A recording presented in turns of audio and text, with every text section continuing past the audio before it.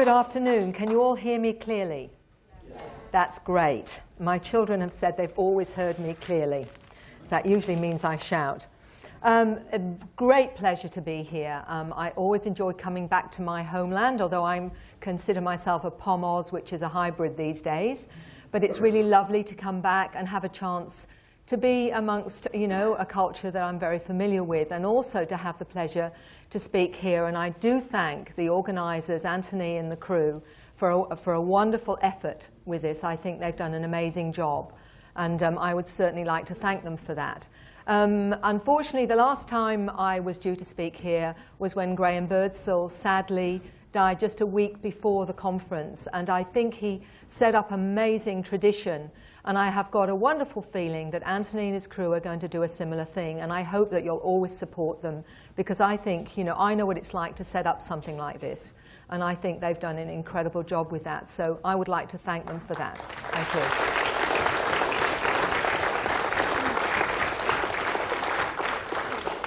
you. Well, today, what am I going to talk about? Well, I'm going to talk about what has been my research of 1,600 cases so far, and what I believe is happening, at least from my limited perspective, because I think anybody who thinks they've got a mandate on this is fooling themselves, because we literally are seeing this through a little tiny window, and all of us have got bits of the puzzle. So I think if we honour each other's research, we may get a better sense of what's going on.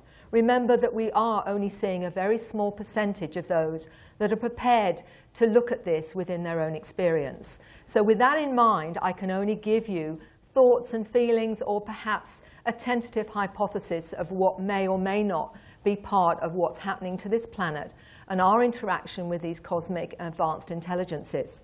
So I'm starting off with what I call the star children. Now, I believe that over the last 60, 70, maybe 80 years, there's been an acceleration of our development in terms of our evolution. And my sense is probably because these advanced intelligences are seeing what we're up to down here, and it's almost like what is going on is that they've got a 3-year-old with a loaded gun, and they're trying to say, oh my goodness, we've got to wake these lot up very fast. Otherwise, they're not only going to destroy themselves, they're going to destroy the rest of us, or at least interact with us, and we're not ready for that kind of primitive behavior. So let's start off. The reason I've put this down is because for me, what I've had to do as someone who came from a very, very third-dimensional scientific paradigm. I was a nurse and midwife 30 years ago. In fact, if you told me 30 years ago that I would be traveling the world speaking about aliens and UFOs, I'd have probably sent you to the nearest psychiatrist and said, Prozac's really good. The bottom line is that 30 years later, here am I doing this, and it's been an interesting journey, which I think has been very much echoed in the clients that have come to me. I've had to remove everything that I could possibly think of I thought was true and re-examine it. And I've had to re-examine it with this whole hypothesis in mind. And it's been amazing how it's all fitted together in such a better way than it did when I was educated into the third-dimensional belief system. So I do sit down before fact, and I keep my mind open because I don't know what's impossible, and I don't know what I don't know. First of all, I'd like to introduce you to Tracy Taylor. Some of you may be aware of her. I just want you to hear a little bit about how she speaks about her understanding of her experiences.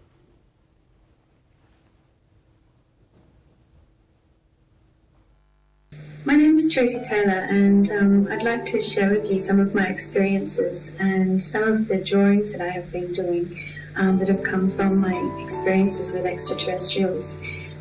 Since I was a very young child, about the age of 2 or 3, I remember having experiences with beings that were definitely not human, and most of those experiences have actually been very positive. It was quite normal for me as a child to have these experiences, and I thought that everyone else was having the same experiences until I grew up and became a teenager and realised that it was quite unusual, and I didn't find anyone else to be having these type of experiences and being taken up onto strange craft and flying around the place. It's been quite a journey, and through my teenage years it was very difficult to relate to other people of my age. I, at the age of 15, found that I had healing abilities, and this came from learning from my experiences with these ETs, how to do this using my hands, and that was very natural to me.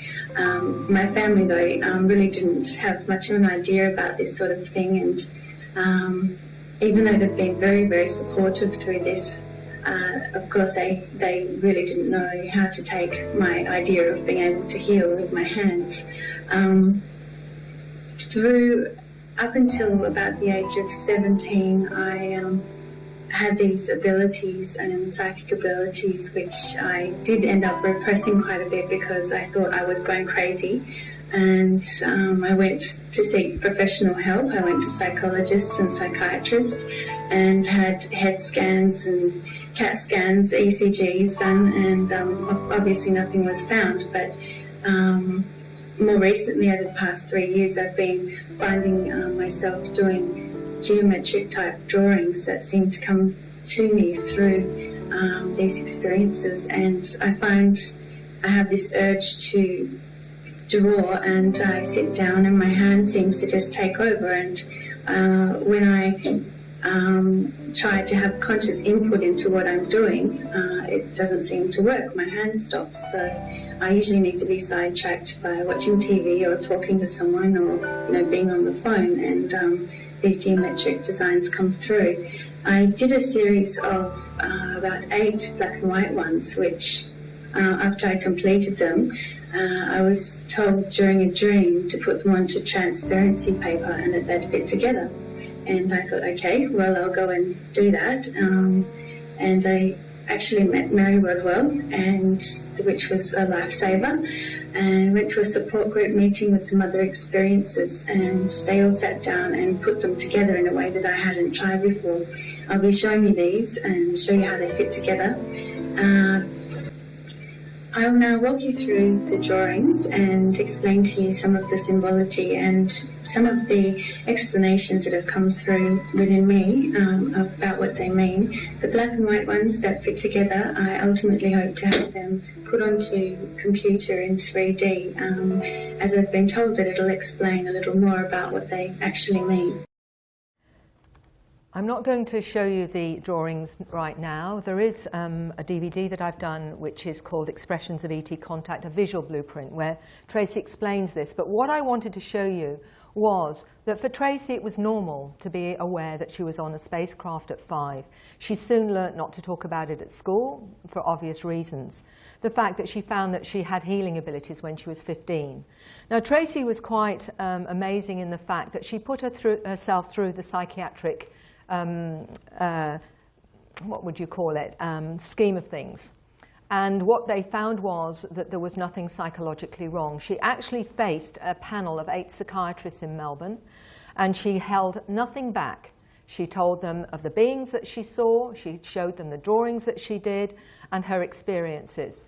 And fascinatingly, not one of those psychiatrists said that they thought that she was in any way mentally ill. In fact, they wished her luck. What they made of it is obviously something that is personal to them. So what Tracy says, and what a lot of my clients are telling me, and that's even here I found some people telling me about the strange drawings that they did, which they download unconsciously but are managing to reproduce. This is what she says about what she feels is happening on this planet. There's a race of beings upon the planet increasing in number, although visually and physically indistinguishable to most humans. They are the bringers of the new, the bringers of light. They're here to guide the awakening of terrestrial consciousness. Now, what I wanted to know was, where is the evidence? Because that sounds wonderful, and I do believe that this is what's going on. But we need to look at the evidence. She also talks about the fact that the DNA of the star kid has 10-fold the amount of information. So we have to look at that, and we have to say, well, where again is the evidence of that? Many, many of those that would see themselves as star kids or indigos, crystals, golden children, children of light. The metaphysical community has many names for these different types of children being born now. And I mean, even ordinary grandparents, if I speak to the Rotary or I'm talking at a library, will say the grandparents will notice that their grandchildren are different somehow, even although they can't quantify it. So this is something that's been noticed in mainstream. I meet teachers that tell me the children are different now. So what is the evidence? First of all, what I have discovered is that it's global. And in the Himalayas, there's evidence of children there that show strange behavior. Children using unknown sign languages. Children who draw pictures of triangular objects flying in the sky. And that they communicate with telepathy with unseen ETs. So this is in the Himalayas. We have in Mexico similar kind of story.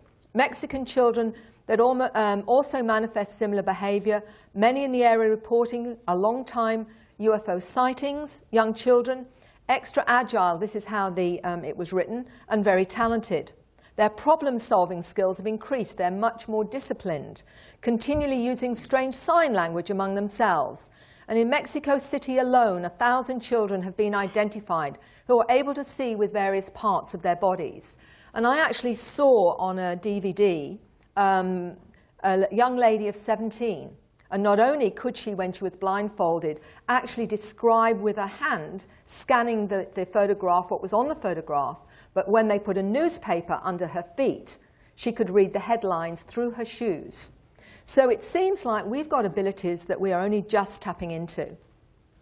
What's fascinating also in China, there's been discovered that there are a lot of children in China with similar abilities. And Paul Dong calls these China's super psychics. And they are also showing amazing psychic and intuitive abilities. They have the ability to open flower buds with thought alone, display telekinetic abilities, as well as other fascinating multidimensional skills such as sensing others' thoughts. Being reported that the Chinese government has observed these children changing the human DNA molecule in a Petri dish before cameras and scientific equipment to record this supposedly impossible feat.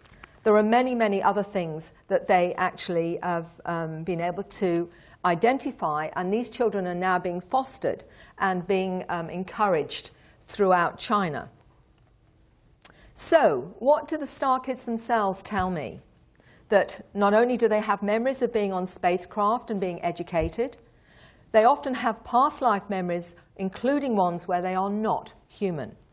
Information they have not consciously learned seems to be downloaded in many different ways, and I'm going to talk about the downloads in a minute. They have a sense of purpose, a sense of mission. They feel, excuse the pun, alienated on this planet. They find other human beings actually quite barbaric. And they'll say to me, I can't understand how we operate on this planet. It seems really, really primitive. And they are very intelligent and intuitively creative. So what other evidence do we have that we are changing as a species?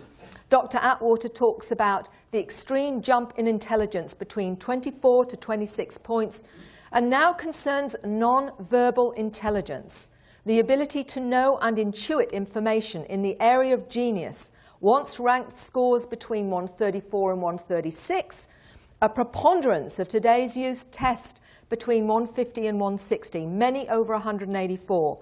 No precedent explains this. And if you are interested in the prophecies, in fact, Edgar Cayce, may be well known to a number of you, actually talked about something called the fifth root race that would manifest on this planet around the year 2000. So I'm looking at it from a number of levels to see if we can actually qualify this material. Dr. Roger Lear may be well known to some of you. He wrote the book, The Aliens and the Scalpel. He's taken out at least 15 implants from different individuals now, which has been fully recorded. And the information on these implants on double blind shows anomalies that cannot be explained. For example, there is no rejection by the body of these implants. They're highly magnetized, and there are many other components to these implants that cannot be explained. What he also has done, which a lot of people don't know about, is looked at the evidence for these star children.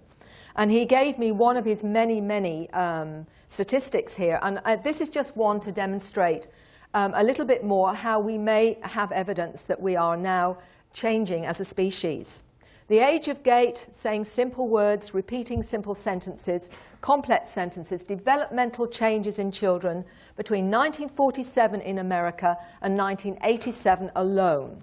And if you look at the statistics, the increase in 1987 from 1947 on some levels is as much as 83% acceleration. We've got 60, 66% and what have you if you look to the right of the table here. And what Dr. Lear is talking about is really quite fascinating. He's actually saying that he believes this is not due to better prenatal care, that he believes it's part of a very active interaction with alien acceleration of our evolution through alien intervention in our bodies and minds.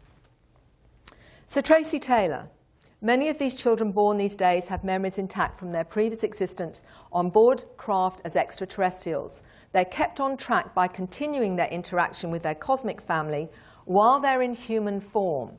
Now, I'm going to talk about that a little bit more and what people have not only conscious memory of, and this is very, very important, that 80% of this is conscious memory. A lot of people think the only way we get this information is through hypnosis, and this is conscious memory. We get a lot more detail through hypnosis, although I will actually quote Dr. John Mack, which some of you may be interested and know of, who was the professor of psychiatry at Harvard University, who wrote the book Abduction and Passport to the Cosmos. And in it he said, actually, he believes that the information through hypnosis is far more accurate than conscious memory. And his reasoning for that is that the subconscious does not edit the information that our conscious mind edits. So we are more likely to get the truth, believe it or not, through regression hypnosis than we do through conscious memory, which goes contrary to many other people's information on that. And I find that fascinating, and I actually agree with him. Okay, so this is a 5-year-old statement that the mother came to me about not only her own experiences, but her 5-year-old son.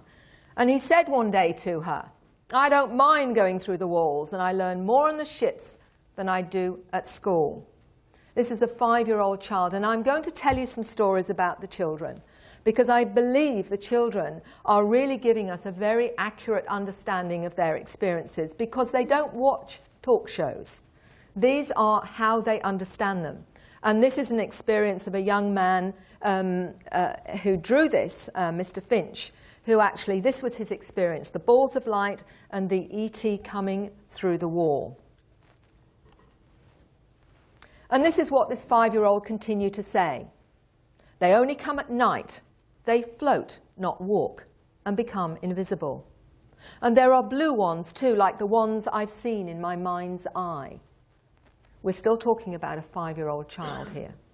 And this is quite fascinating because, again, this isn't what they see on TV with the Teletubbies, although I'm going to go to that in a minute. This is a very interesting account by a social worker's daughter. And she did think she was going crazy when one day she was looking in her lounge room and she saw 3 insect-like beings there. And she just had a daughter and she thought, well, I'm a social worker, I know this is crazy. Until somebody knocked on the door. And it was a friend of hers, and she came in. And, she was very pleased to see her because she really thought she was going crazy. And this woman said to her, "Do you realize that you've got 3 strange beings in your lounge room?" And she said, "You can see them too?" This is her daughter. Well, should I say this picture was in her daughter's bedroom one morning. And the little girl, she was just over 2, and she said, "Mummy, I had a visitor in my room last night. And she took me up and up somewhere, and she gave me something to eat." And the mother said to her, "But who did the drawing?" And she said, "Oh, that was the lady." Now, if you look here, you've got an archetypal being. Now, that's quite interesting, and the paranormal side to this can be very confronting to a lot of people, because obviously her daughter only did scribble drawings. So how it got there is quite fascinating. And I'm going to talk about how I believe these advanced intelligences are trying to wake us up. This is what a young lady of 8 said to her mum about what is known as knowledge bombs, or downloading of complex information that many experiencers tell me they have when they have encounters. And she explained it like this: sometimes I get a headache, my head's so small, I can't always take it in so quickly. It's like knowledge bombs are being dropped on my head, which is a very interesting way to explain what she was experiencing. And another young lady, this was a 5-year-old girl talking to her mother about the fact that her mother found it quite strange that the baby, her little sister, wasn't hungry in the morning, which she normally was. And the older sister, who was only 5, said they'd been taken up into a spaceship. And she said they're like giant Teletubbies, and they sit cross-legged and meditate. They take the baby too and they feed her. Now, whether or not they actually look like Teletubbies, or whether or not they're using, as they do, like screen memories, an image that the child is familiar with so that they're not frightened. But what was fascinating was that she was talking about sitting cross-legged and meditate. What child of 5 talks like that? This is a drawing done by a 4-year-old child. And the mother came up to me and said, this is one of the drawings my son's done. And he said, "Mummy, this is the man that comes and gets me." And as you can see, there's no ears, there's no hair, there's no mouth, there's no nose. And he's actually tried to draw a few more. This is drawn by a 4-year-old. And there you can see a triangular craft. And he said he's even done a side view. Now, we're talking about a 4-year-old child here. And what's fascinating is he's done an energy field.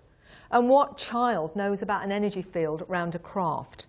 And he said the energy field was to stop the people from going in and out. In other words, his interpretation was it was to keep them there. Now, this is a very interesting story in the sense that the lady had had a lot of experiences and encounters. And she said that her daughter was only barely 18 months old, and she went to the bookcase. And of all the books in the bookcase, there was only one she took out. And it was this one. And she said, "Mummy," in her little toddler voice, "Clowny, Clowny comes and gets me." And Clowny, the screen memory for the ET, and she pointed to the face, comes and gets me. Bianca later, when she was a little bit older, actually drew Clowny. And this is the craft that she said she goes on. She even pointed to the window that she looks out of. And the craft, which is the green one, where she goes up to the main craft, or the mother craft. And this is what she says about Clowny. "Clowny sometimes takes me in his spacecraft. The colours are grey and black. I get there because Clowny flies, not with wings, he floats. Clowny's energy field. Clowny used to scare me, but my mum and dad said he's my friend. I thought Clowny was stealing me, but he was healing me. Clowny said he would protect everyone in the family. And Clowny's colours are white, yellow, red, pink and blue. Clowny's like a friend to me and takes me away at night sometimes. It's not very often anymore. He used to take me a lot when I was little, but I think it's because I've seen everything up there already." This is another picture of Clowny. Sorry about the blue background. But again, she's actually saying a little bit more about Clowny. Her brother also sees Clowny. And he's slightly younger, and his mother also told me that Clowny sees angels as well. And this, again, you can see that they've got little wobbly legs, which looks as though the being is floating, and 3 digits. A similar kind of thing. Now, I'm going to tell you a bit more about the paranormal side of this, because this is part of it, and many people experience this. Things go missing and then they find them again. Taps or electronics turn on and off. The electrical field of the experiencer seems to be one that does seem to affect a lot of the electronic equipment. But this was particularly interesting, and I'm going to give you a chance to just think about it for yourself. This particular book was taken up to bed every night by that 5-year-old little boy where you saw the pictures. And he used to, as his mother say, scan the book with his hand. And he used to then, the next night, give it to his sister to take up to bed. And the mother had no idea why he would do that. But what really confronted her was not the fact that he scanned each page with his hand, was the fact that one morning, both children came down with the book. How did that happen? Well, I usually throw that back to the Star Kids themselves. And I actually talked to a young man who was 17 years old, and I said, Would you have any explanation of this? Because for me, this is quite confronting. And he said this, and I'm going to throw it out to you. Make of it what you will. He says this: the child reading the book with his hand was scanning the pages with his palm. The palm of the hand is a strong energy channel, known as a minor chakra. So by scanning this way, the child was reading the energy signature, not the words. He could pick up the essence of the story through the author's emotions and moods at the time of creating the words. He could still enjoy and, to some extent, understand the story in this way, but through an emotional journey, rather than allowing the words to stimulate the imagination, as most mortals do. As for reproducing the same book, well, that's easy. We can manipulate time, as time in a linear sense just doesn't exist. It's a human invention to separate events and to make sure you conform to what is expected in your lives. All the child did was go backwards, through time if you like, and bring the same book back to the present with him. So the sister had the same book literally. Now, this is a 17-year-old young man. You can make of that whatever you wish, but I found it quite fascinating because I'm going to talk about what's taught on the craft, and one of them is about time.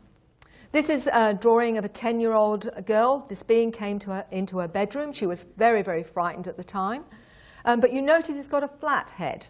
And again, no nose and no mouth. But what was interesting, a 13-year-old girl drew some with flat heads as well as the egg-shaped heads, which again is just showing you how in different parts of the world they correlate. Now, this is a particularly interesting story because it's two brothers. One was 11 and one was 13. And this lady wrote to me from Vancouver. And what she told me was that the next morning, both her sons talked about a spacecraft being above the house the night before and taking them on that spacecraft. Now, this is two children saying the same thing. The younger child was actually talking about this strange being. He was in an auditorium, which you can see there, with other children in pajamas, and he's talking about being taught things. And he said the lady looked unemotional. She had no ears, no eyebrows. The nose was just slits. There were no fingernails, and her face had no expression. And he said that he didn't feel particularly frightened, but he was being taught something. The brother, however, said that he also saw beings there, and this long implement that he's holding was actually nothing to do with a weapon, but was something he said was like an anesthetic. He felt these beings were like scientists and they were curious about us. And he was told it was something to do with genetics. And this is a 13-year-old child talking like this. And this is what she said. He felt the devices were more like tranquilizers than for killing. And she said, the older boy felt uncomfortable remembering the details, the same as his brother. They both remember a light in their bedroom. And the older brother remembers the little one being upset. If I have to go on the spaceship, then I'm bringing my teddy. And his older brother was helping him find it because he knew they didn't have much time. Now, you have to ask yourself, when you get such detail, is this really a fantasy? And the fact that they were both describing similar things. She's also a lady who's had experiences. She often sees UFOs, as you can see one just to the right of your screen. And also orbs seem to be around her children quite a bit. And that's something else that seems to be part of this as well. So let's have a little bit more of a look on what this is all about. With the orbs, by the way, I'll tell you something that I mentioned in another presentation. I'm finding that this seems to be relevant to the whole experience, encounter experience. A young 15-year-old boy, actually someone that I worked with here in Britain, when he was exploring an experience where some beings were visiting him, he was actually mentioning what the beings looked like. And then he said, there's two orbs of light here. And I said, so what are they? And he said, it's Grandad and Uncle Ted. And he said, they're here too. And I said, so that's what the orbs of light are? And he said, oh, yes. He said, they're here so I won't be frightened. And interestingly, when the beings went back on the craft, so did the orbs of light go with him. And that will lead into some more information that I want to cover with you.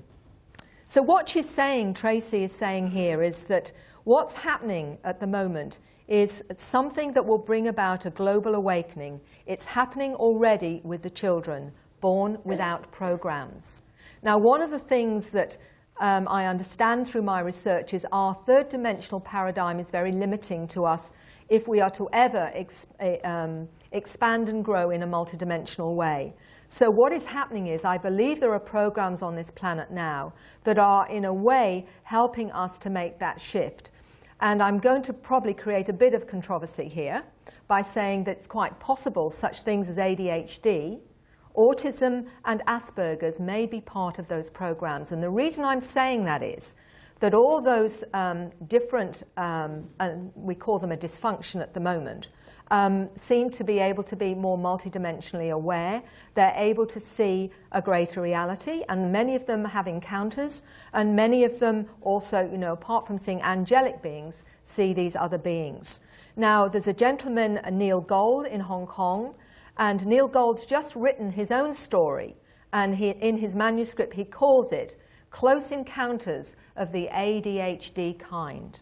And he has always said that he's experienced a greater reality through his so-called dysfunction, ADHD. So it is something that I am looking at. I'm not saying I'm right. I'm just saying it's something that intrigues me because, interestingly, the ADHD child really struggles with our whole paradigm in the sense that they struggle with even learning what we normally have to learn at school. They seem to be operating at a faster pace.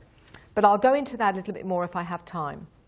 So the cosmic human, what do we know from the experiences themselves? They're highly intelligent, they perceive other realities, they see unusual beings and or strange orbs of light, they all have a sense of mission, they manifest healing abilities, and they have an urge, at least some of them, to write in strange symbols, strange artwork, or come out with a variety of really unusual languages, which they say feels more comfortable to them than their own native tongue. And they have a wonderful sense of euphoria when they speak them. And this has been quite fascinating to me, because if someone wants evidence that this is a reality, this is not something you manifest after a hallucination or a fantasy. This is a real, tangible way that people change after their experiences. Dr. Boylan talks about the star child of both human and extraterrestrial origin. And a lot of my research is indicating that not only are we a hybrid species, but some of us actually have a number of different kinds of DNA, not just human, not just potentially grey or zeta, but sometimes those called manta, which is the insect-like beings, and possibly many, many others. And that is what they're told on the craft, and I'm going to go into that a little bit more. Again, what evidence these children are about. There are many all over the world, and one of them that's been researched a little bit on Project Camelot, for any of you that want to know a little bit more about the whistleblower material. The Camelot team went to Russia and met Boriska. And he was, it was interesting because he came to my attention because this young man still had memories as a child of actually being born on Mars. And he talked about visiting the Earth. And he talked about Lemuria. And this is some of the things that he talks about. He actually said that, that Lemuria existed 800,000 years ago. They were 9 meters tall. He stated the people will find knowledge under the pyramids. And he said also life will change once the Sphinx is opened, and that the opening mechanism is behind its ear. He also talked about the Martian civilization, megalithic cities, and spaceships and flights to various planets, as well as Earth. He had an amazing understanding of cosmology. He talked about the gifted kids, and they were called indigo. He said he knew of them, and something was going to happen on Earth. They are of great importance, and they will be able to help people. He also was an amazingly advanced child. He could hold his head up in 15 days, spoke his first word at 4 months. At the age of 7 months, constructed his first sentence. He had exceptional memory and not only talked about Mars, but planetary systems and distant civilizations, which is absolutely fascinating. And 2 little anecdotes I will tell you is a 5-year-old child in Australia. His mother was talking about the pyramids, and he got very angry with her when she said that slaves pulled all the stones and built them to make the pyramids. And he said, "No, Mummy," he says, "you've got it all wrong. You don't know, because I was there." And he said they changed the density structure of objects large and small, and they levitated the stones into place. And they placed a crystal on the top to communicate with other worlds. And there's information in the Sphinx, but they haven't found it yet. We're talking of a 5-year-old child saying that. 5. And then I went to Adelaide about a year and a half later hearing this, and I met a lady there in her 70s. And in the 1950s, when she was on her farm, she told me that this strange structure she saw outside her farm, and she thought the Shire had built it overnight because it looked so strange. She stood underneath and immediately found herself in a spacecraft with blonde-haired beings with blue eyes. And from that time onwards, they actually spoke and taught her many, many things. And she'd never spoken about this ever in her life before until she came to this conference in Adelaide. And she said, "Mary, they told me about the pyramids." Now, she hadn't heard my presentation. And she said, "You know," she said, "they levitated those stones into place." She said, "And it wasn't who they thought, we think it was." And she said, "And they placed a giant crystal on the top, which communicated with other worlds." And I'm just thinking, hold on a minute, there's a bit of déjà vu here. And then, so I actually showed her what this little boy had said. And she said, "But what about the spaceship?" And I said, "What spaceship?" She said, "The spaceship under the pyramids." I have no idea if she's right, but isn't it interesting? Dolores Cannon does a lot of similar work to me. She's written many, many different books, 14 in total now. And she gets, through her regressions, a lot of information that confirms what I'm finding in my regressions. And this is all to do with expanded DNA. And I think we have to look at every avenue of information to see if we can qualify it in whatever way we can. And this is what she's found in some different people. I'm giving you about 3 different bits of information from different clients that she had. One of them said this: "DNA has been expanded to 12. We will have lighter bodies, eat less, more liquids, and have difficulty processing heavy, dense foods. There'll be immunity to disease and increased mental powers." Another one: "Tens of thousands of people are affected. It's when humankind reaches critical mass. The 100th monkey syndrome will become a reality, and this higher consciousness will affect others on the planet." Then another one: "There's been upgradings done. The human brain's upgraded too. The genetics are changing. There's more capacity.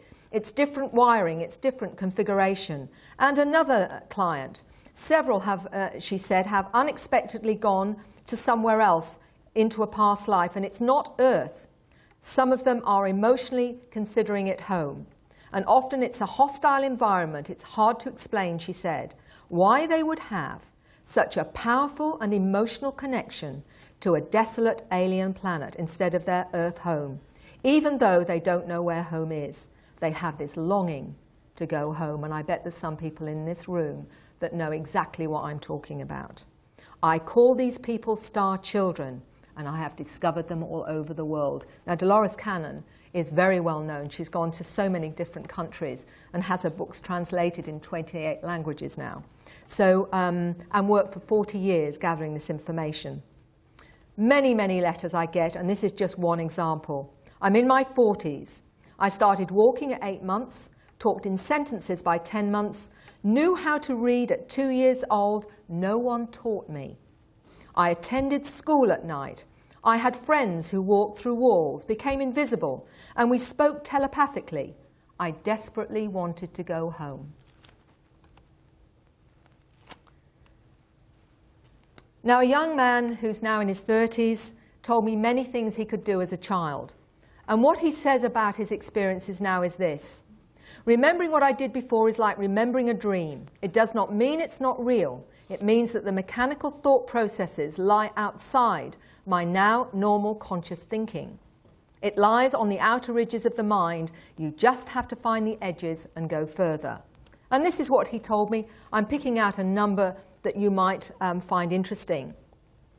He said, "I could take hard-boiled eggs from boiling water with my bare hands." There's a young man in the UK, that Anne Andrews' son, who told me he could do exactly the same thing, Jason. I had a lady when I was speaking in Western Australia in her 60s, when I was talking to a group there, came up to me silently afterwards and said, "You know, Mary, I could do that." She's in her 60s now. I could turn out streetlights with my mind. I would have telepathic conversations with my sister until she told me to stop being lazy and start talking. This is so common. This is so common. The parents that have said to me how freaky it is that their child picks up on their thoughts. And one lady said to me, you know, I would be thinking, oh, I'll give him baked beans for lunch. And before I say anything, he'll say, "Yes, baked beans will be fine, Mum." It can be very confronting. And I'll tell you, those that are teachers here, watch out, because a lot of these star kids can read your minds. And I remember a 13-year-old girl telling me, and she said, "It's really awkward, Mary," she said, "because I know what my teacher's thinking. And what she's thinking and what she's saying are two different things. And sometimes what she's thinking isn't very nice." So watch your thoughts. Traits of a star child. And I'm going very quickly here because I'm trying to give you a big overview here. They seem to, it appears that they may well have superior mental and analytical capabilities. They have a direct connection to higher awareness, extreme sensitivity to thought and emotion, enhanced DNA, photographic memories, fast motor neuron responses. They know how to manipulate time and space, which is taught on the craft, and I'm going to talk a bit about that in a minute. And they are very good at non-verbal communication. And I'm going to go and give you some evidence, because you're probably thinking, oh, well, this sounds all very wonderful, but where's the evidence? But first of all, I want to, for those of you that are having experiences, and I am not in any way denying how difficult this is and how traumatic many have, the trauma that many have initially when they realize that they're being visited. And I'm in no way minimizing that. But what I will say is that often the fear is the fear of not knowing, or the fear of something that may have happened, and what you think happened may not have happened in quite the way that you believe it has happened. And it is part of this process. And I would like to just say that down the track, a little bit about why I think that's going on. But Tracy Taylor, who I've mentioned before, and you've heard a little bit from her, this is how she actually talks about this. And I think it's very, very important for you to hear what she has to say. She says, "As far as my own contact experiences, I became very compassionate towards ET beings, as there's so much that humans can learn and benefit from interacting with them. I was fearful of my experiences only when I realized that I seemed to be the only one having them. I didn't know what was going on or why, but there's always been an equal exchange. I helped them achieve their genetic goals, and in return, my healing and psychic ability, plus my understanding of life on Earth and so on, has been enhanced. They also protect me when I ask them to. Basically, at the start, I misunderstood the Greys. The knowing ET part of me initially made a decision to assist them, and the understanding of this can be overshadowed by fear, which stems from our limited human perceptions and reactions to those experiences." So we're now going to go into what I call the secret school. Now, Whitley Strieber, all of you will be familiar with, I suspect, in this room, who wrote Communion and many others, Transformation, of his own experiences. And one of the books he wrote that he really had a difficult time with was the book called The Secret School, where he recalled ultimately being taken as a young child at night to a certain place in where he used to live as a little American boy, and being taught things. Now, there was a lot of problems with researchers about this because it all sounded a little bit too beyond. Oh, it's going to start. I'm going to stop that, sorry, before I get there. Now, Whitley Strieber, before I get to this, he wrote about his secret school experiences as he recalled them. And he said, I'd certainly been there at midnights in my childhood.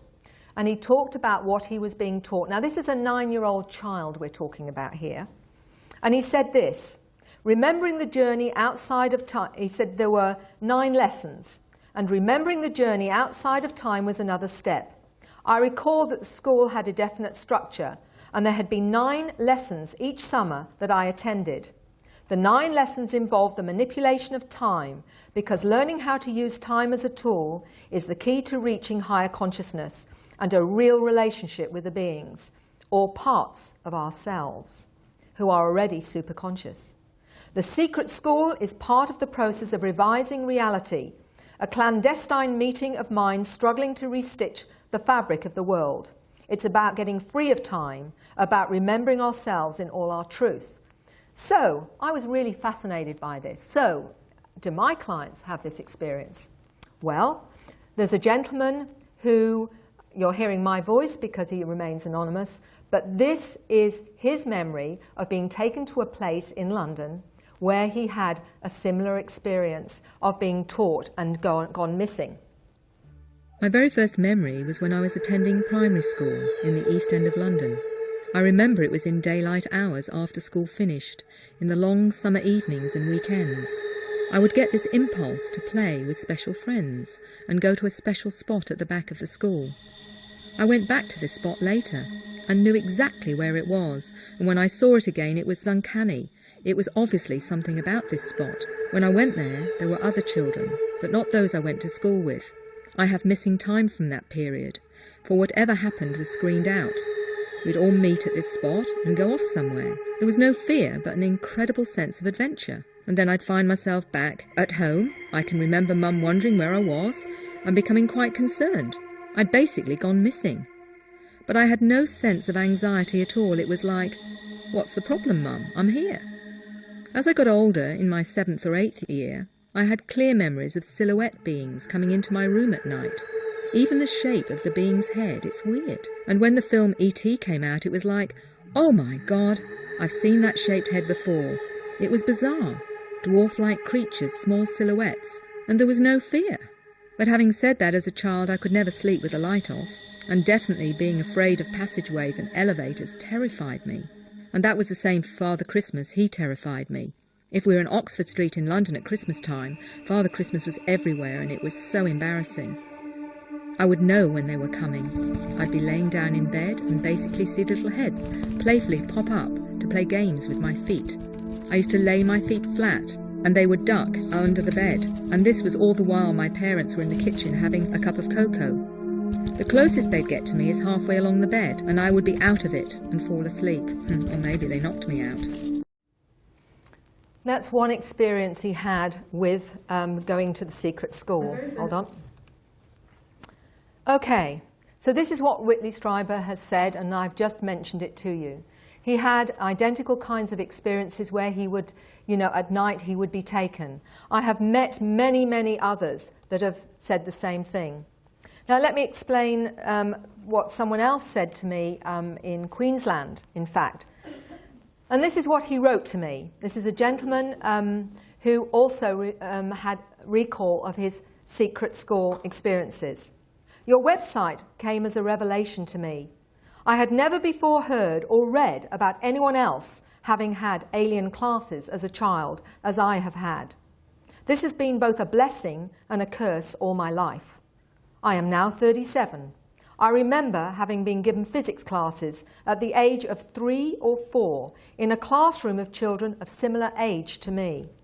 I remember the details well and have an avid interest in physics since then, though I'm not mathematically inclined, so have not known what to do with the information, and there's a lot of it. I used to feel I was just crazy and did a year of physics science, amazing myself and my teacher and other students, many engineers and physicists, with the fact I could just answer any question. I had never studied and in fact dropped out of school because I was so frustrated. So, what's the veracity of the material that they're taught? Is it credible?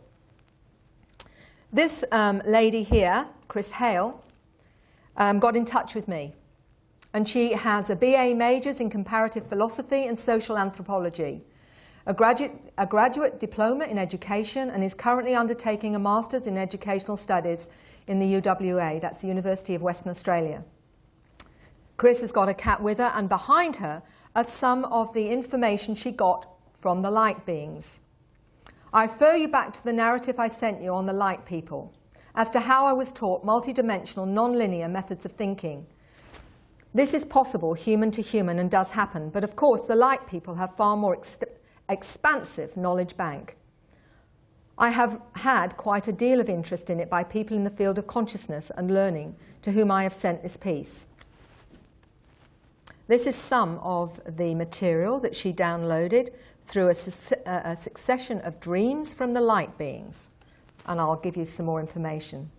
The 2 progressive sheets were done quite consciously with great flashes of insight. There are about 10 or so dreams. And I'm just thinking of John Searle a little bit here. During the period which directly overcame any problems that I had that I could not solve when I was awake. Most of the dreams entailed visual representation, one in particular. I was led by a light person who took me to a black hole to observe, with commentary, thought transfer from the light entity, the separation and potential restructuring of space-time instantaneously. She's got here finest viscosity of time in a constant smashing of the same due to infinite gravity, and how the potentiality of new universes exist in the core of a black hole. So, being someone who was able to do this, she actually got in touch with two very highly regarded professors. One was Professor Paul Davies, the Chair of Physics at Adelaide University, and Professor Brian Josephson of Cambridge University. And I'm only giving you a very brief overview of what they said. This is maths we will not see for hundreds of years due to the adimensional nature of the spin and lack of fixed parameters.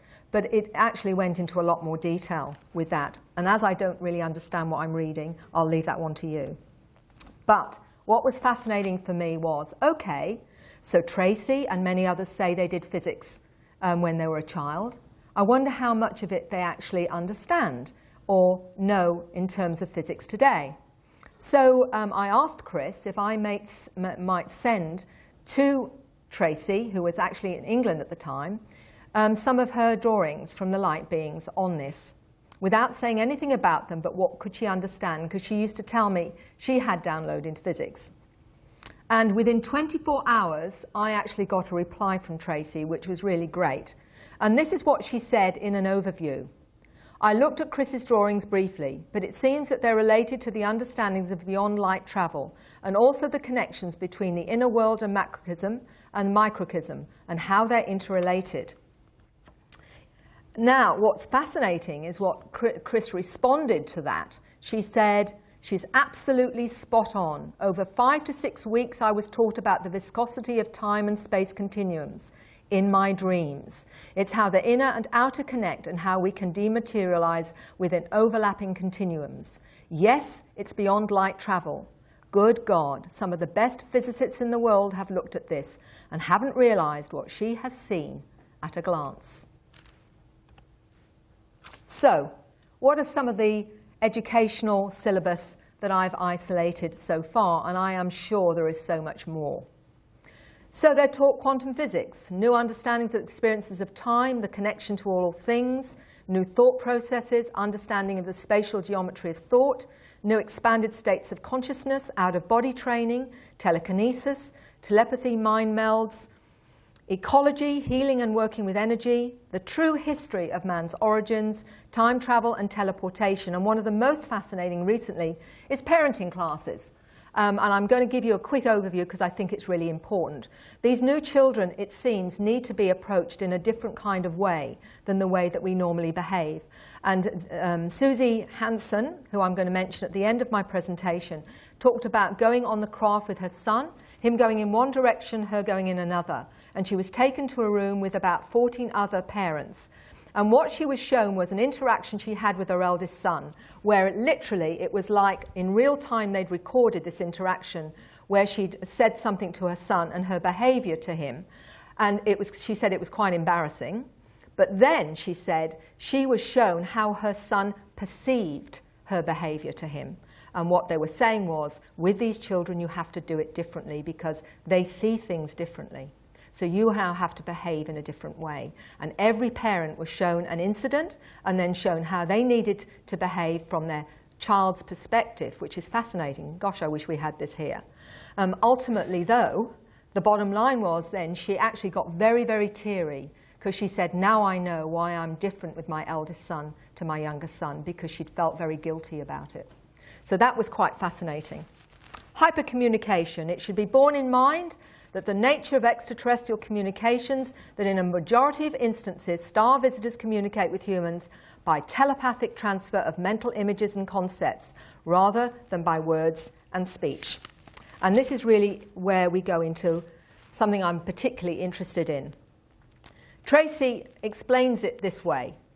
Everything's made up of the same matter, resonating at different harmonics, so the ETs are able to communicate with us, directing thought on subatomic levels, and so activate the subconscious. These symbols are meant to communicate the nature of the macrocosm, and that's really quite fascinating. Right, let's just give you another little example. All around the world I meet people that come out with these languages that have had encounters, and it's been fascinating for me because I've wanted to understand more. And again, it's like joining the dots. Dana Redfield is an author of 5 books. 2 of them were about her encounters. Sadly, she's not with us anymore. But Dana I communicated with a number of times. She lived in America. 2 of her books, Summoned and The Human ET Link, were about her experiences.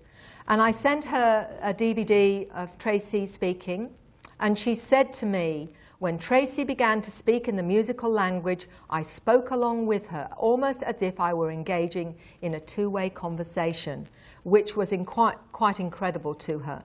I have had many people come to me that have heard some of the languages and say, I do that too, but I never ever talk about it.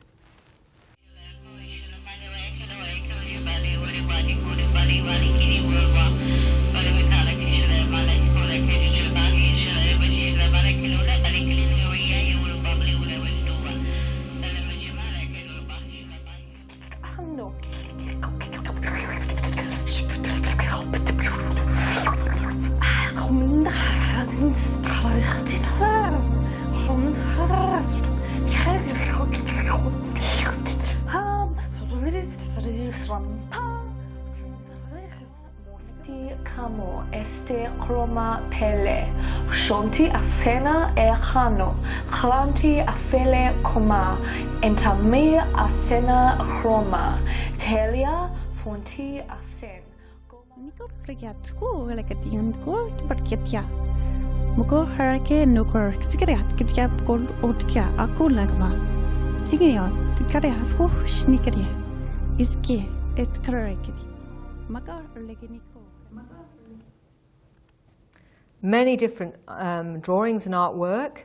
I've got a great deal more than this, in fact files of it, where they download it without any conscious thought, and it seems not in trance, but they have an amazing feeling of connection to it. So let's see what Tracy again says about this.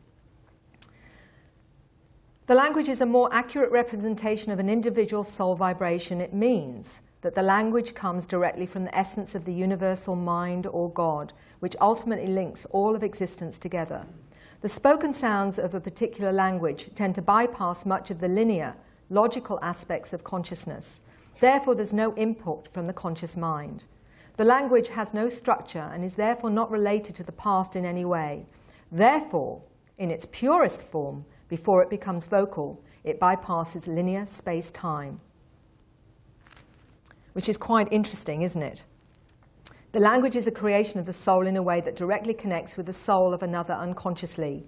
There is no framework, as the interpretation of the sound vibration is instantaneous and cannot be accurately interpreted into English or any other language spoken at this time. It's teaching us to communicate with our soul and the souls of others. This is one of the steps from words to telepathic communication. These languages, blocks of information comes through, and to translate it into our tongue would take quite some time. Often you would need to fill a whole house with encyclopedias to actually translate a message that may be relayed in this tongue in a few seconds. A sample that is close in vibration to ours is this one. Yommeratus embrakithendra, wali aven ojindra. This means that we are reaching a stage in our evolution where chance is no longer as we imagine it. Everything has a place, and we are now drawing all the pieces of the jigsaw puzzle together, and we are recognizing our part. Our part in the universe is what she's saying. So what Rochelle is talking about there is not only the fact that she is aware of her own star child dual consciousness, but she is aware of what many of the languages are about, in the sense that not all of them can we translate in normal ways. It's just like using the concept of the word Christmas, for example. Christmas immediately brings in all this other information, from Christmas trees to what you cook for dinner, to the parcels and everything, but it's just one word. And it's similar to that, only a lot more complex. The symbols and script are the ancient forms of communicating volumes of information without having to read pages and pages. And these I call compressed files, and I think there's a very important reason why they're being downloaded at the moment into many of these individuals. So I believe that the possibility is that we're being assisted to go from verbal communication to telepathy. And one of the ways of explaining that is what Chris Hale talks about. She says this: for example, in lectures, when the lecturer is in full flight teaching and his or her mind is completely open to students, I found I could just go into their mind and absorb the concepts directly. I'm not primarily listening to their words, but in their mind with them, extracting the concepts myself. This circumvents a lot of misunderstanding. I feel these refined children are doing the same. I have taught, have made sure my mind is completely open while speaking. There was thought transplanting going on. My bank of information was merged with theirs, and they re-schematized their own knowledge systems accordingly. Of course, symbols would be the written conduit for this, like in non-literate societies, say of ancient Greece, where the mystical knowledge could only be passed on face-to-face by an adept teacher. But ancient symbols hold the conceptual keys that trigger within the observing mind without a teacher being present. What is happening with people, kids who have these experiences, is more a different way of learning than our generally accepted linear way of learning, reading pages and pages. This is an extension of our symbol trigger mentioned by Tracy. So make of that what you will. Can you tell us what you're writing? Sure. It's really like translating information that has been lost, information that was known by ancient civilizations. I'm not able to give you a more accurate description of this writing. My style is really like a shorthand, if you like. It's probably quite messy. But within each character, again, like the languages, it's really like a block of information in itself. If you were able to get three-dimensional, depiction of each character, because that's how I see each one, that would be much more accurate. With all the information that comes through me, I'm aware of it being multifaceted. When I do healing work, I also will see coding in the air, in the energy field, and I may see this coding in either numbers, like you may see mathematical configurations, or I may see them as dots, or I may actually see them as portals.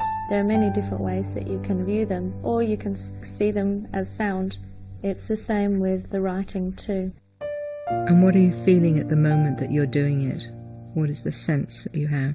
I feel very happy when I'm expressing in these ways, when I'm expressing through what people might call ET languages or ET writing. It feels much more natural for me than many of the human forms of expression. I guess this has to do with my dual consciousness and the fact that for me it is really learning about being human rather than learning about being extraterrestrial. Did you hear the last of that? It's more about learning to be human than being extraterrestrial. She's actually having to learn to be human, and that's what she's talking about. And one of the things that I haven't included here is I asked her how she read this kind of script, and she was describing that she puts her hand over the top of it and reads it like a kind of barcode with her hand. And what does that 5-year-old little boy do? Exactly the same thing. Again, what I found with others, like Dana in America and many, many others, they do a range of interesting, fascinating, complex drawings. These are some of Dana's. I won't go into the explanation here because they're actually on my first presentation. So I'm just really wanting to give you some idea of the complexity of some of the artwork, which certainly is showing some things going on with these individuals in terms of what experiences they're having in their encounters. And of course, coming out with the strange scripts. I see so much of this. It's sort of, I've got files of it from people from all over the world. But some of it is very similar, some of it is quite different. This is some of Dana's, and she has a fascinating understanding of them as well. This is more of her work. And this is one of Tracy's. As you can see, it is very busy, but it's also quite fascinating to see that each tiny bit of it seems to hold a great deal of information. And this is where I'm talking about the complex files. Now, Tracy also did black and white ones. Actually, to the right of you there, you'll see this strange image. This was something that Tracy did probably about 6 or 7 years before she went to Egypt. And she said that this particular one was particularly fascinating to her. And let me just explain what she said about it. She said that this was at Karnak and Luxor, and she knew immediately she took this image with her that it would fit. And she was not only talking about the pyramids being conscious energetic amplifiers and focusing power source, she also said, I knew that this would fit from a distance. I knew it would fit because I had a strong feeling to take it with me. And then she said, the reason that she had drawn that particular image was this. Horus came to me in a dream. I was in an underground cavern or cave. He was showing me some Egyptian hieroglyphs on the wall. This one was carved into the wall with his snake's tongue. And then he grew in size, and I was above the ground looking at this symbol with hills and sunrise in the background. It's a sacred symbol from ancient times to help us awaken and remember who we are, which I found quite fascinating. These are some more of her drawings of how she understands the pyramids and other ancient sacred sites. So I'm now going to show you what seems to happen very much. Hi, my name is Rochelle D'Elia. I've been consciously aware of my extraterrestrial contact now for 8 years, but I've been having contact my whole life. My experiences with extraterrestrials have been quite varied. I have gone through a process now over the past 8 years, and I've come through a lot of the traumatic aspect. And now my experiences have brought me many rewards, particularly in the way of healing abilities, and I myself have changed in a positive way through them. I have a lot of help with healing work. I speak in many different ET languages, and I also write in alien script. These abilities all come quite naturally to me. How were you aware of the fact that you could heal, and what is your understanding of the healing that you do? The healing work that I do now has changed and evolved over the years. It first began when I had an experience. I was drawn to go outside of my house at about 3 a.m. and I was looking up at the moon, and when I was looking at the moon I felt quite strange and felt to close my eyes. When I closed my eyes I felt lots of different sensations. I felt cool air being blown on my eyes and on my fingertips. I had pin-pricking sensations all over my face. I had the sensation of wind circling my head, and I could feel it clipping my nose as it went past. I also had sound waves that were going into my ear from a great distance, and these repeated over and over.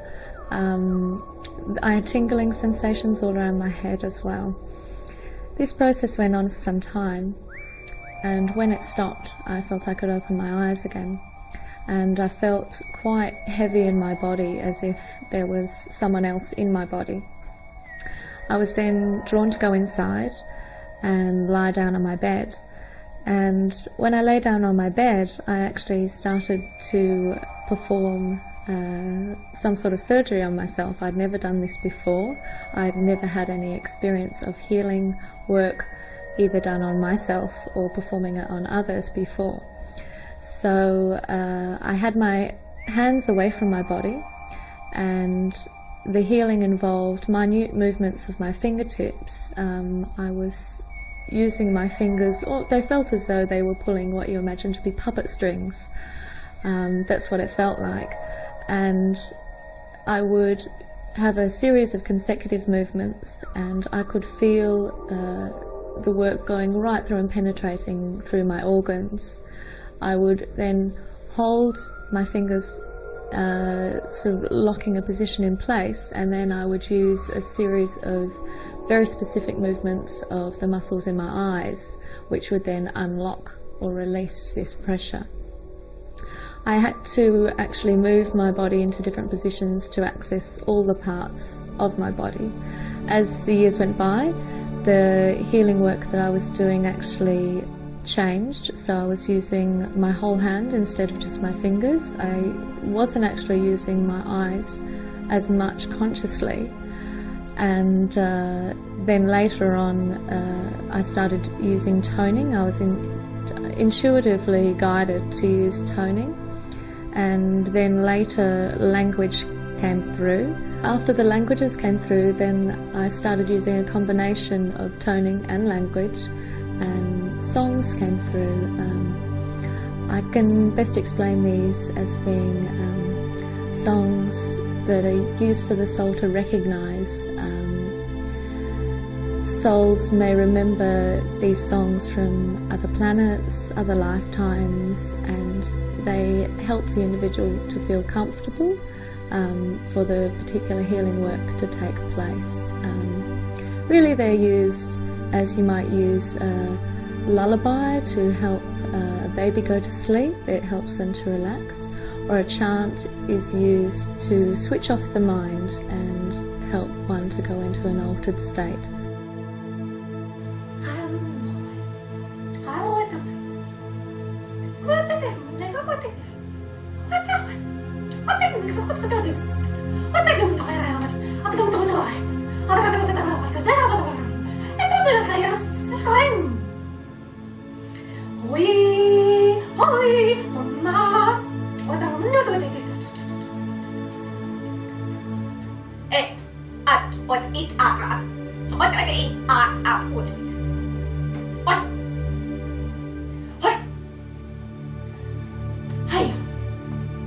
What Rochelle's doing there is actually talking about healing and about the fact that she found after an experience with the moon, and the moon is very important here because a lot of people talk about the moon being around or a very big moon.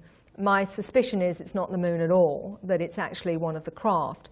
But she talks about having experience where she was drawn outside and felt these strange sounds going into her hearing, to her ears. And when she went inside, she started to do strange movements, which she called psychic surgery, on herself. After that, she was drawn into healing, and she uses toning, she uses different sounds. And what's fascinating about it is that she has a really complex understanding of what she's doing. I work to retune, like I use a tuning fork, like you would a musical instrument. I do this by bringing in the frequencies the person most needs at the time, both sound and coloured symbols, as we are multidimensional in nature. Now, some of this is going to perhaps confront some of you, but I want you just to... When I work as a healer, I switch from how I normally operate as my human self to my ET self. It might sound a bit strange, but I have been given information about my dual consciousness. I can best describe this as coming into this vehicle having both ET and human characteristics. My human self is very sensitive, very emotional. My ET self is very clinical, very practical, very matter-of-fact.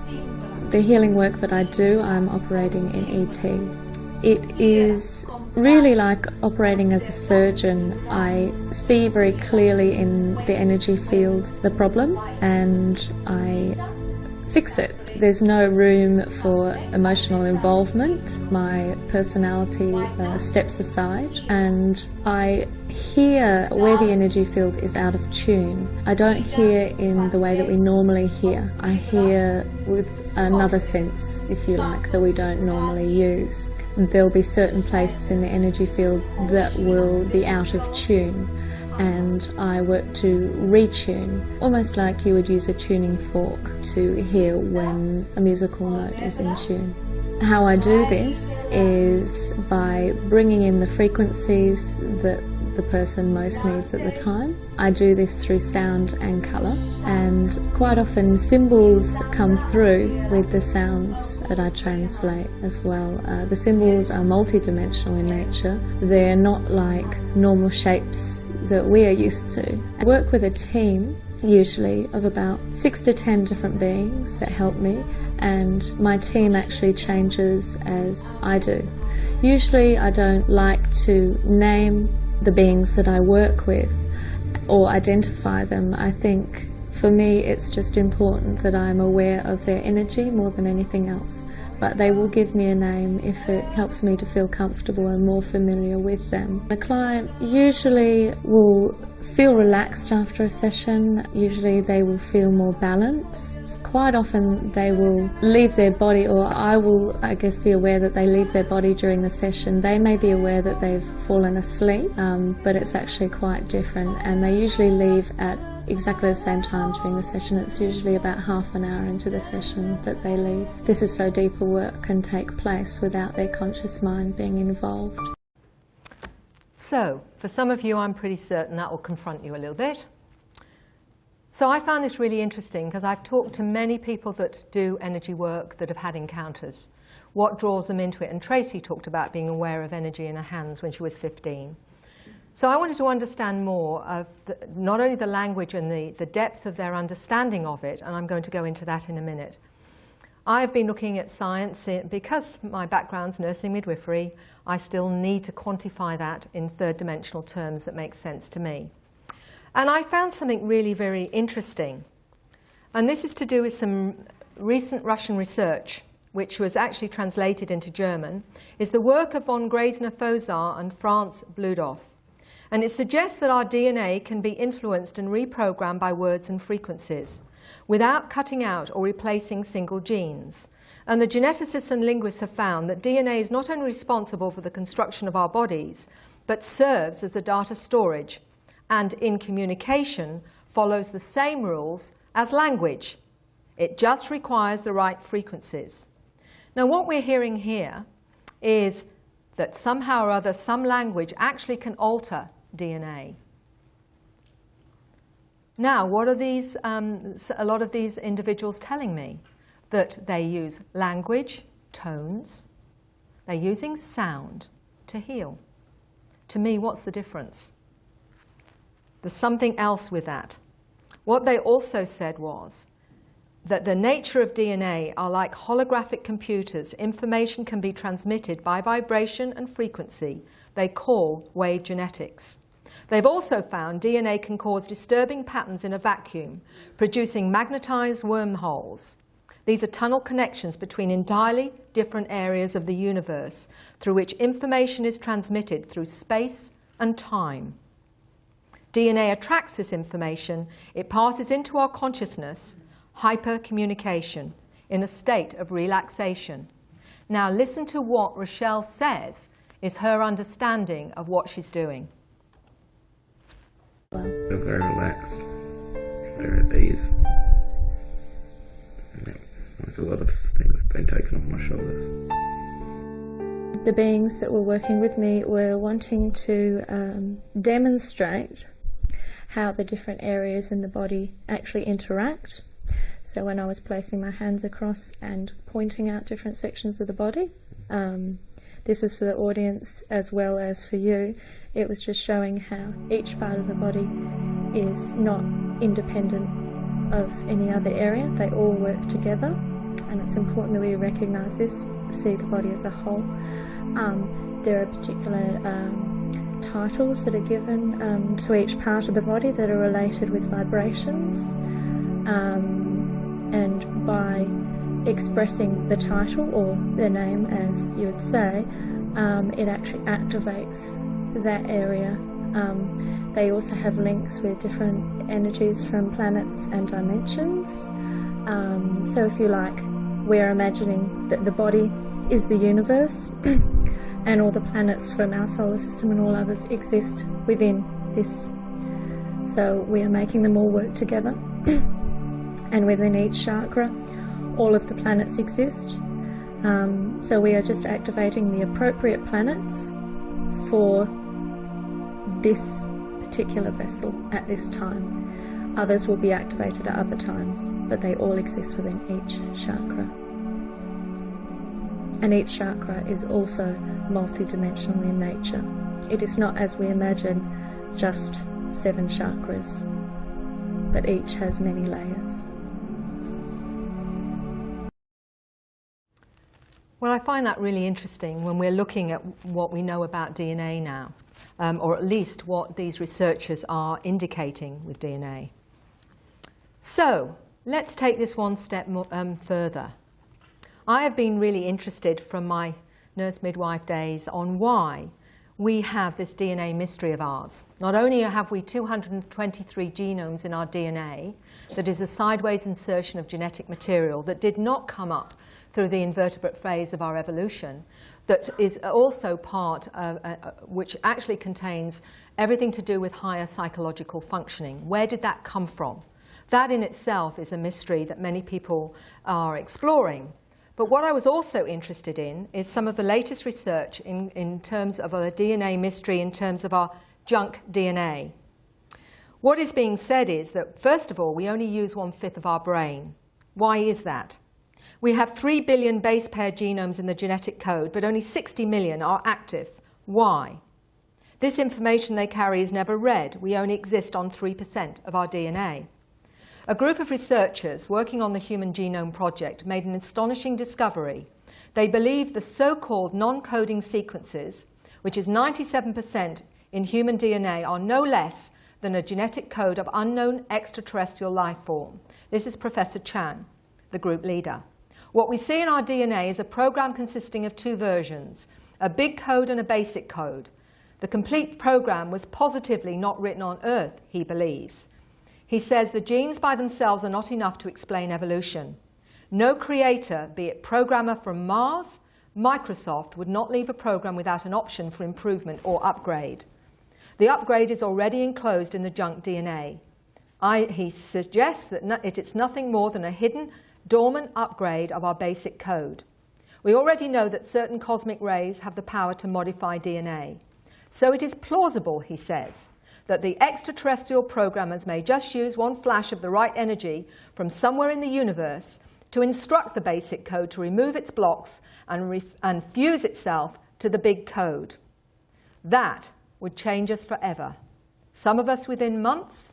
There'd be no more cancers, diseases, and a short life, and would catapult us intellectually. The comparison would be the difference between the Neanderthal and the Cro-Magnons. This complete program is elegant and self-organizing, auto-correcting software for a highly advanced biological computer. The difference between a short diseased life and potential for a super-intelligent super being with a long and healthy life. So what about the downloads, the scripts, the language, the crop circles? Is this part of the energetic upgrade via our DNA? Remember, we're talking about a flash of the right energy. So what are these as part of that upgrade? Are these part of us waking up? Are they helping us to wake up? Are these ancient symbols that are actually assisting this process of evolution? Certainly, many people are affected by them, not just because they're amazing to look at, but when are inside them feel all sorts of very powerful frequencies, including healing. And Freddie Silver, in his book Secrets in the Field, suggests that could it by implication be that the crop circles are a universal language? We keep hearing that word. But what else are they doing? Hold on, I'm going to stop that just for a second. So we're looking at the potential here that in some way, possibly, those compressed files or downloads I wonder, and I'm only wondering, whether in fact those compressed files in fact are the new software for the new computer. That when we finally get switched on, if that's what Professor Chang is talking about, we're going to need a new operating software. I wonder if in fact these downloads are compressed files and the new software for the new computer. I really don't know, but it's an interesting thought. Now, just before I go any further, I just want to give you an overview of this. We're actually doing very well for time, so I might even be able to answer some questions. Suzanne Hansen is a very dear friend of mine who's had experiences all her life.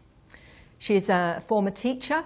She now runs UFocus New Zealand and has had many conscious experiences. She's been taken aboard craft many, many times.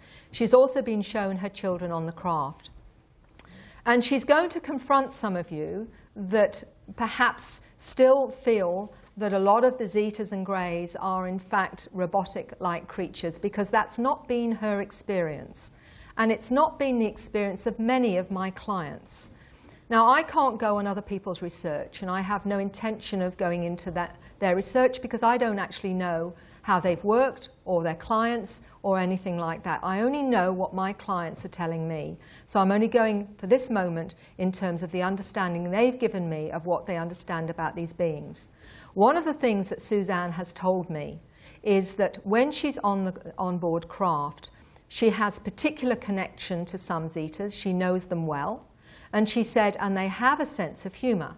And she said, apart from that, you know, she has found them to be extremely loving, extremely compassionate, and extremely kind. And one of the incidents in regression that she told me when she was learning things on the craft to use her mind, was when one of the beings was accompanying her down back home, and she said the being in his mind showed her that he was sending an etheric arm around her to let her know that he was with her and he was looking after her.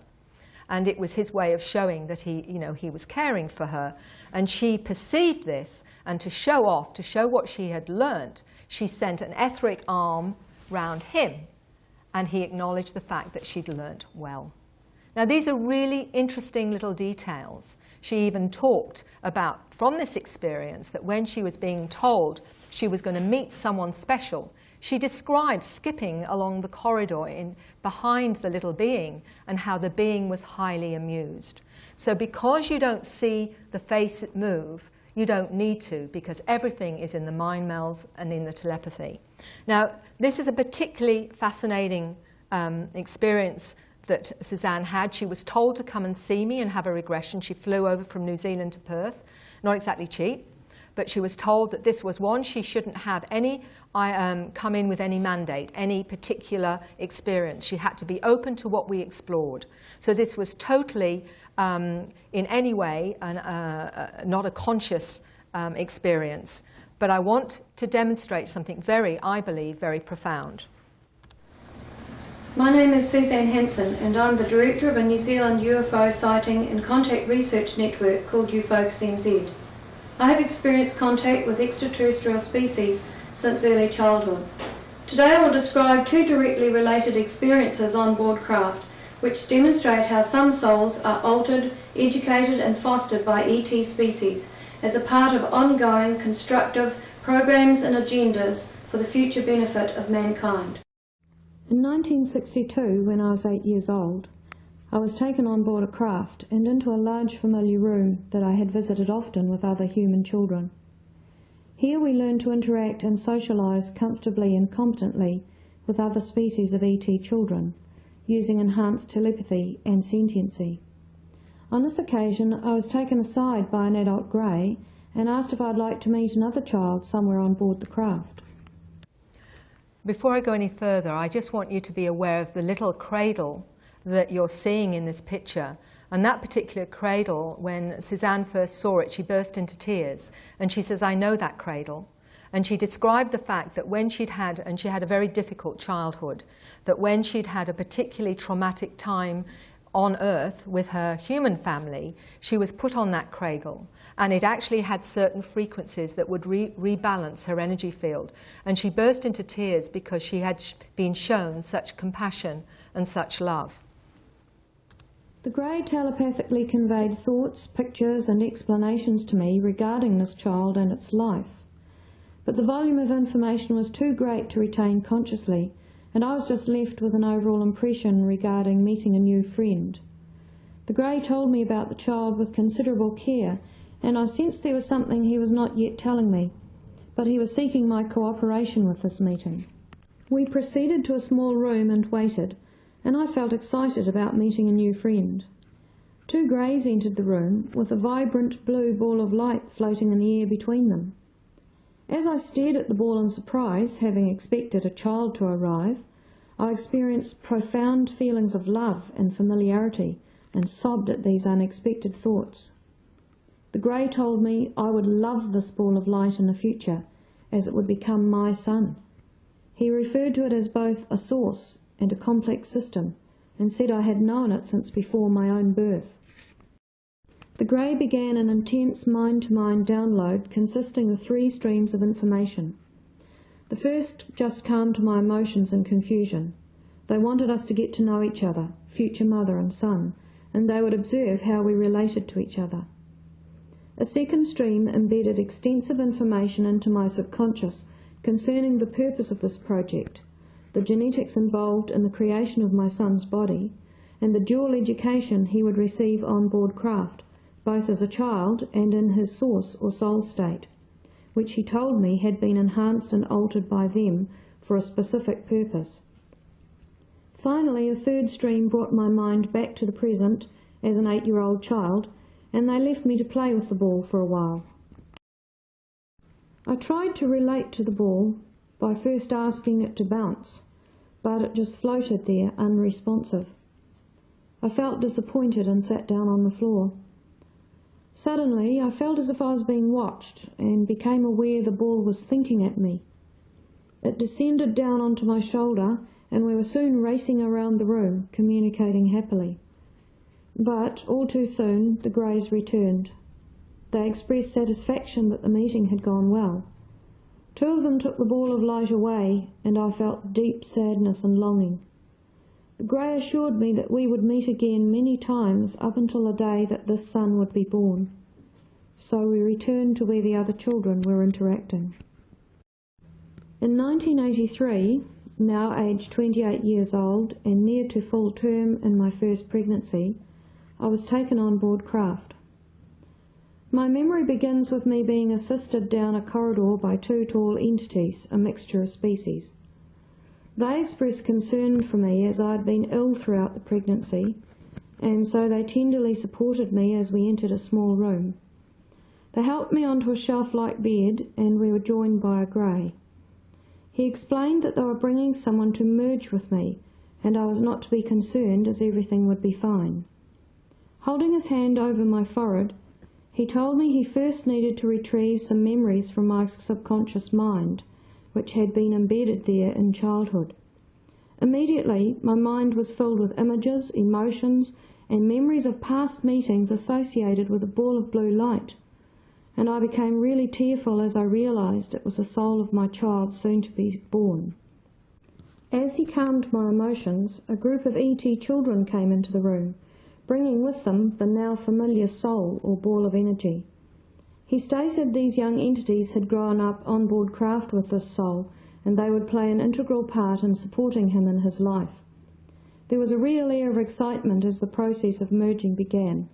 The grey slowed my metabolism right down to prepare my body for the intense energy of the soul, necessary to prevent shock to my body.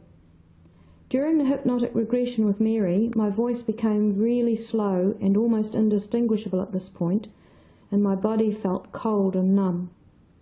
Slowly the soul entered my body and the body of my child-to-be. I felt infused with light and weightlessness as the grey slowly brought my metabolism back to normal again. He stated my son would be born late, which he was, and that he would be accompanied through his life by watchers, a terminology to describe a protective system they would provide for him. He added there are thousands of children being born in a world like him, part of an extensive project to create positive changes and accelerated evolution from within the human species. These two experiences illustrate the complexity of the soul state and reveal extraterrestrial involvement with souls incarnating on this planet for specific purposes. It challenges us to reassess our current understanding of the soul's existence before incarnation, and the idea that the soul evolves not just through repeated cycles and lifetimes of personal experiences, but can also be enhanced, altered and educated by external forces or species. And I will just say that again for you. These two experiences illustrate the complexity of the soul state and reveal extraterrestrial involvement with souls incarnating on this planet for specific purposes. It challenges us to reassess our current limited understanding of the soul's existence before incarnation, and the idea that a soul evolves not just through repeated cycles or lifetimes of personal experiences, but can also be enhanced, altered, and educated by external forces or species. Now, this is going to, for some of you, I think, be quite a difficult concept, and I understand that. But what it seems to be suggesting to me, and obviously Richard Dolan talked about it yesterday, that we are not just perhaps looking at the fact that we're looking at extraterrestrials, interdimensionals, transcendentals, and perhaps even some from our own future. But the bottom line seems to be, as this 15-year-old that was seeing Uncle Ted and Granddad as orbs of light, that they are also part of this big picture of these beings that we are interacting with or having encounters with. And there seems to be far more going on than we ever thought. And there is the sense that there is no actual separation in that sense. I think one thing I want to say now is that the abduction, the so-called abduction scenario, I participated in a thesis by Simon Harvey Wilson that was the comparisons between shamanism and abductions in Western Australia in 2000. And what Simon discovered was the parallels were quite fascinating in terms of transformation, healing, etc., etc. And my sense is that what we're seeing is a modern-day shamanic experience where we are being challenged to transcend our fears, to be prepared for our multidimensional nature. And this is all part of that challenge. Are we going to go beyond our limited fears to actually accept and be prepared for working in through not only dimensions but beyond that? And this is what our new body perhaps is, and our new hard drive and our downloading is preparing us for. So it's actually challenging us from many, many levels.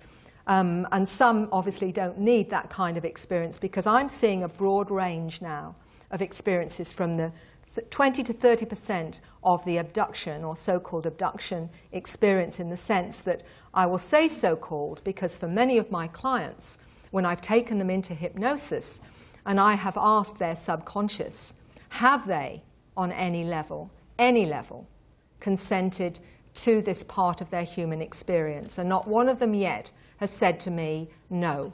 Most of them will tell me it was before they came here. And some of them have actually said, asked that question in that space themselves, and then described themselves as a ball of light. And some of them have also said that they were non-human before they came here. They were extraterrestrial, and they have undertaken to come to this planet to assist this planet to evolve.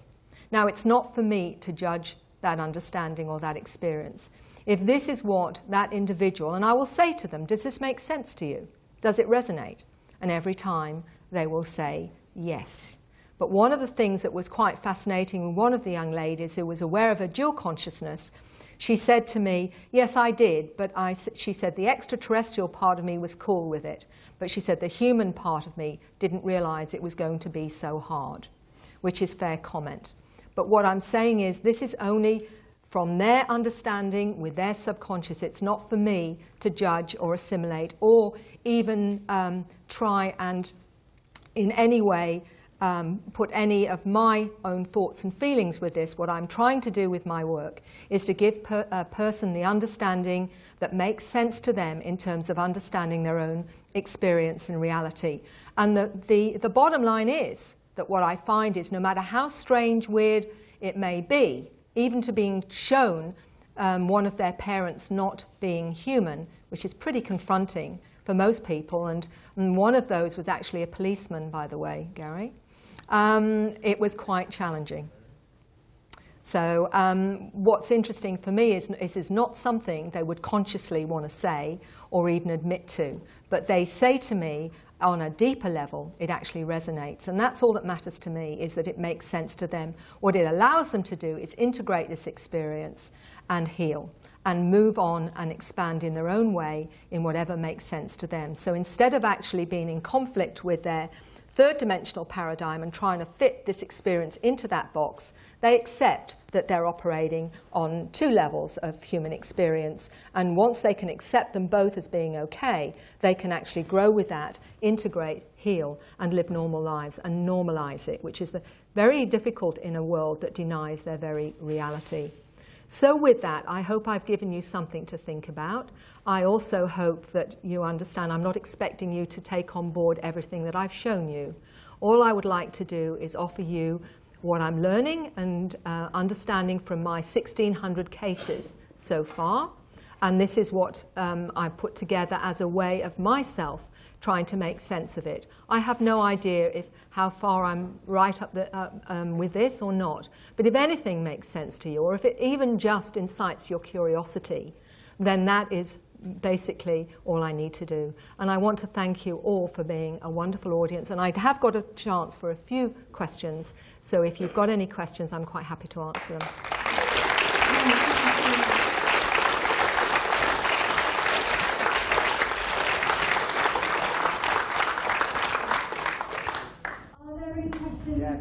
But Mary, is it okay if you guys come down and get on the DVD?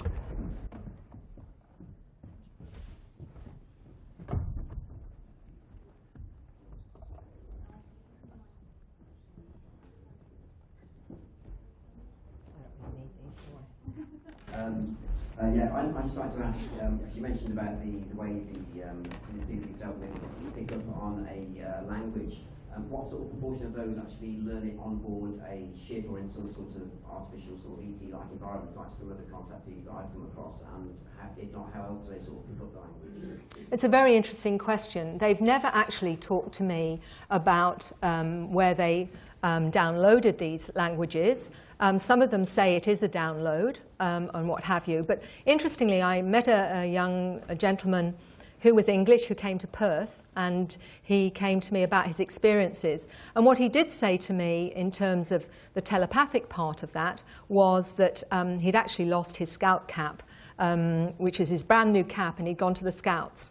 And when he came home, he didn't have it, and he'd had a strange experience. And when we explored his experience, one of the interesting things he said to me was when he was up on the craft, everything he was hearing around him in his mind was a jumble. He said, but it was like I had to tune my mind to a frequency, just like you would a radio signal. And he said, and I could hear everything very, very clearly. He said, which was quite fascinating. It's the first time I'd heard that.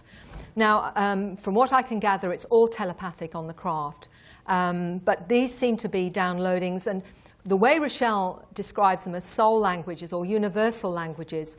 So if we take on board, and that's a big leap for some of you, I do understand, that perhaps some of these individuals that are now in human form actually came from other star systems or whatever, and they feel like their family is out there, and that's what they will tell me. You have to wonder whether or not this is from their origins. And I mean, this is really tangible stuff for them because the emotional side of it is very profound. And many of them say, I don't want to be here. I don't like this place. It's not like home.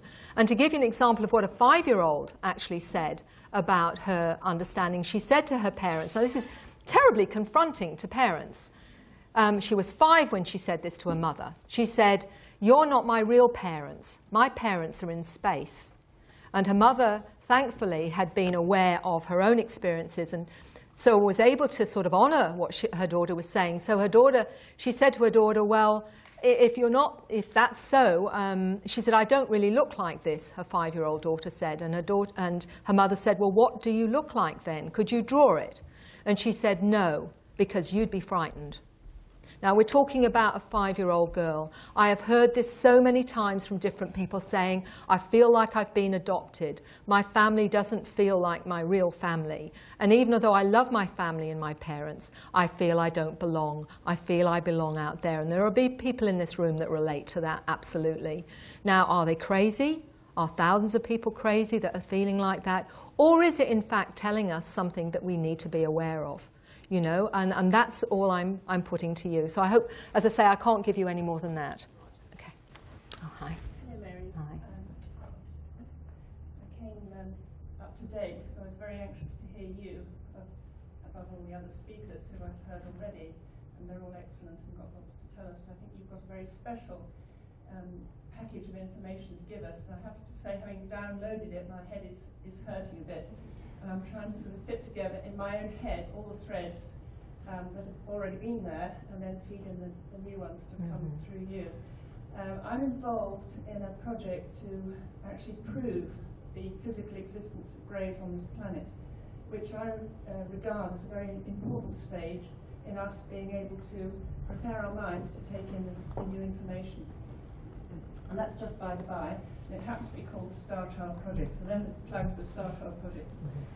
But what interests me is what I picked up, and I'm a little bit muddled because so much of the new stuff has come in, is this interaction between the beings on their ships out there and us here, humans.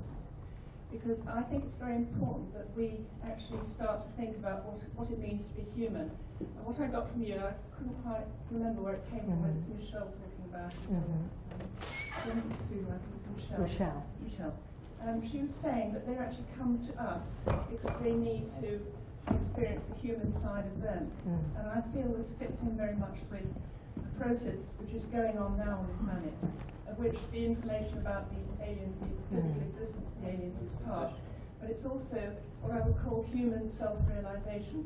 It's actually finding out that we are a species in its own right, and not just some sort of evolutionary or genetic accident, or even the sort of, I don't know, there's all this stuff about the Anunnaki and how it actually came into existence at all.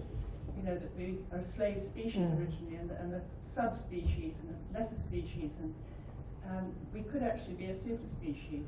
And so I want you to comment on that. Oh. Thank you. Thank you.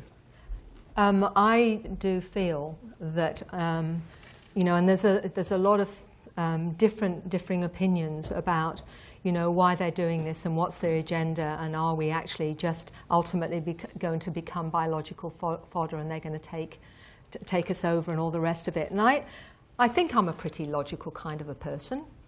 And the way that I look at it is this: if they are taking us onto these craft and teaching us cosmology and all the different things about the origin of the species, teaching us how to use our minds, teaching us how to heal, and all those things, why would they bother if they're going to take us out? Or just why don't they just leave us alone? And let's face it, we're doing a pretty good job of taking ourselves apart anyway. So for me, it doesn't seem very logical, unless there's something I'm missing here, to bother to help the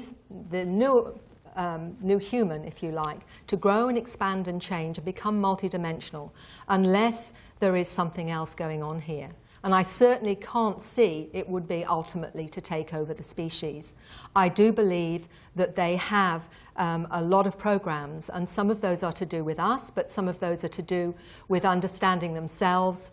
And I will just give you, as part of that answer, a gentleman that just recently I did a regression with, and he was taken up onto a craft, and he told me that the craft was 32 miles long. And then he said he saw thought forms in a kind of aquarium. And he said to the beings, "What is this?" And they showed him some technology which apparently creates a kind of wormhole into other universes. And they said, what we're doing with you is what we're doing in other universes. We seed other universes, and we create, just as you will do one day. Now, you can take that or leave it as you will, but it seems to me that if they've bothered to change and alter our genetics and gradually enhance our abilities in the way that they're doing so that we can become multidimensional, why would they bother if it wasn't an agenda which seems to me to suggest we are being helped to change and to grow and to understand our multidimensional and the magnificent nature of what we could be, because I believe we all have the potential for that. And perhaps, just perhaps, they're giving us a helping hand. And I believe, from what I've seen so far anyway, that's the case. Ladies and gentlemen, Mary Rodwell, thank you so much.